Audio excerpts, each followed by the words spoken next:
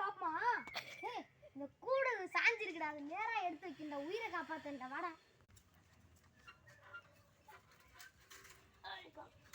இப்படி கிரிடா ஒழுங்கா. நல்லா நாத்தி விடுங்க. ஒழுங்கா வச்சாச்சு, வா ஏறலாம். புடிச்சுக்க. புடிச்சுக்கடா. நம்ம இப்போ எடுத்து பார்க்கலாம். காய்ஸ் கூட பாருங்க. காய்ஸ் பாருங்க காய்ஸ், 2 முட்டையும் ஒரே ஒரு குஞ்சும் பொரிச்சிருக்கு காய்ஸ். இப்போ மேலே வைக்க போகிறோம் காய்ஸ். இது பறவை வந்துட்டு கூப்பிடுது அம்மாவை.